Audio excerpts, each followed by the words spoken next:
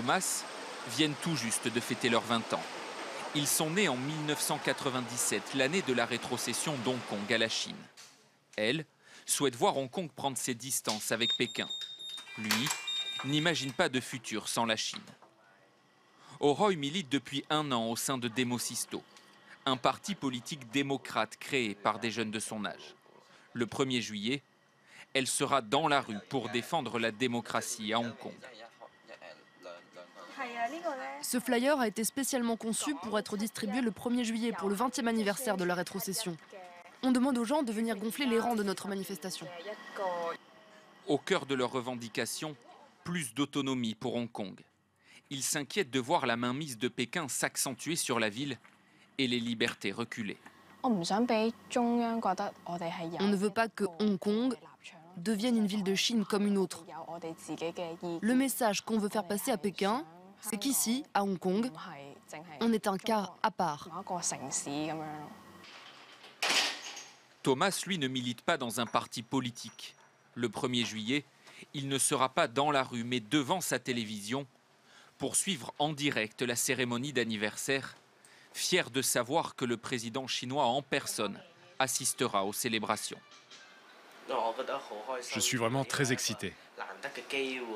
C'est super que le président de la Chine vienne à Hong Kong pour participer à un tel événement. Je pense que Xi Jinping est notre président, le président de notre pays. Hong Kong appartient à la Chine. Donc bien sûr, Xi Jinping est le président des Hongkongais.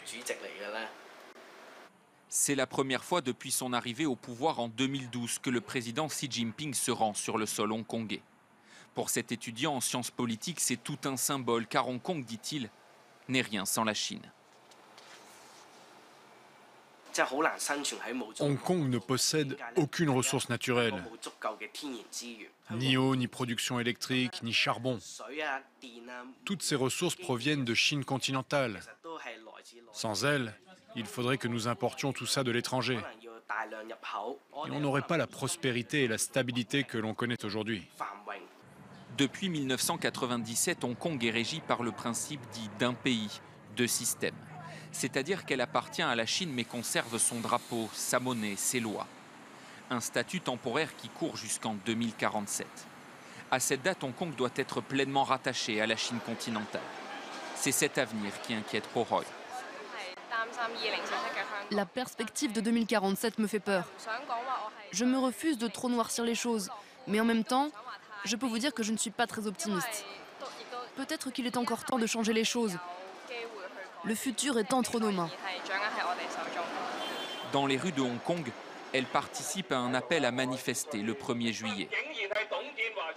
Si nous ne sortons pas dans la rue le 1er juillet, le monde entier pensera que les gens de Hong Kong ont abandonné leur espoir de démocratie. Oh Roy milite aux côtés de Nathan Law, le plus jeune député de la ville et ancien leader du mouvement des parapluies. Le 1er juillet, il souhaite mener le cortège des manifestants. C'est vraiment important pour nous d'obtenir le droit d'élire notre gouvernement et de décider de notre avenir. Donc il sera important de montrer notre attachement à l'autodétermination et à la vraie démocratie lors de cette marche du 1er juillet. Sur cette jeunesse démocrate qui rêve de liberté, Thomas porte un regard critique. La démocratie, ce n'est pas la seule solution pour que Hong Kong ait un avenir meilleur. Il y a plein d'autres options. Quand je regarde ceux qui ont le même âge que moi et qui mènent un soi-disant combat pour la démocratie, eh bien moi je me dis qu'à cet âge, on ne sait pas vraiment ce qu'implique la démocratie. Ils se battent pour quelque chose dont ils ne comprennent pas grand-chose. Lui préfère se ranger du côté des pro-Pékin. Cet après-midi, il est venu applaudir le nouveau gouvernement hongkongais soutenu par le pouvoir chinois. 2047, ça va arriver très vite. Ça fait déjà 20 ans qu'il y a eu la rétrocession. Et on a l'impression que c'était hier. Donc 2047, c'est pour bientôt. Et je suis vraiment impatient. Depuis quelques jours, dans le ciel de l'ancienne colonie britannique, drapeaux chinois et hongkongais se confondent. Pékin marque son territoire, alors que les habitants restent plus que jamais divisés sur leur identité.